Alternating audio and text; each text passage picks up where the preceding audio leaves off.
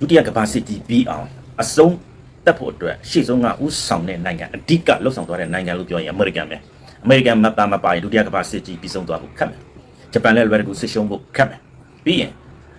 ဂျာမန်လည်းကြရှုံးဖို့ခက်တယ်ရုရှားကအရင်မဟာမိတ်တွေနဲ့ပေါင်းတာပေါ့နော်တကယ်တော့ဒီဂျာမနီကိုတိုက်နိုင်တယ်ရုရှားပေါ့ရုရှားနိုင်ငံတစ်ခုတည်းကြောင့်မဟုတ်ဘူးနော်သူကဥအောင်ဝင်ပြီးတော့တိုက်သွားတာအဓိကအရေးကြီးတာအမေရိကန်ပဲအမေရိကန်ကြောင့်ဒုတိယကမ္ဘာစစ်ကြီးအမြန်ပြီးသွားတာဖြစ်တယ်အဲ့ဒါကလည်းဂျပန်ကရှေ့ပြီးတော့ပလဲစိတ်ကံကိုသွားပုံချဲတာအမေရိကန်စစ်ထဲမှာပါသူကလက်နဲ့ပဲရောင်းတာပေါ့နော်ပလဲစိတ်ကံကိုသွားကျဲတော့အမေရိကန်အဲ့မှာတော့အထိနာဒါပေမဲ့အမေရိကန်ဆိုတာအဲ့ဒီမှာဘာလဲဆိုတာကိုပြသခဲ့တာလုံးဝပဲပြန်လဲထပြီးတော့ဒုတိယကမ္ဘာစစ်ထဲမှာပါလာတာအရင်ကမပါဘူးအမေရိကန်ကအဲ့ဒါကြောင့်အမေရိကန်ပါလာလို့ဒုတိယကမ္ဘာစစ်ကြီးကအမြန်ပြတ်သွားတယ်မဟုတ်ရင်မှပြီလဲလွတ်လပ်ရေးအဲ့လိုမျိုးရမှာမဟုတ်ဘူး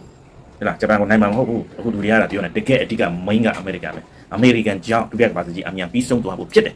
ကျန်တဲ့အရာတွေကတော့ခုနပြောသလိုမျိုး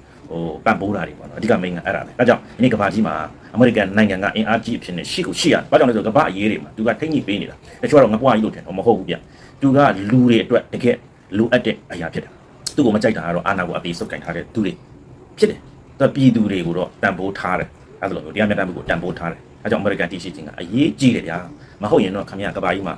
အာဏာသေးစုပ်ကန်ထားတဲ့သူတွေဂျိုးကြွနေအောင်ဗျာမတာဖြစ်နေအောင်မလှုပ်ချင်တိုင်းလှုပ်နေအောင်ဖြစ်တယ်ဒါကလက်ရှိအမှန်တရားပဲ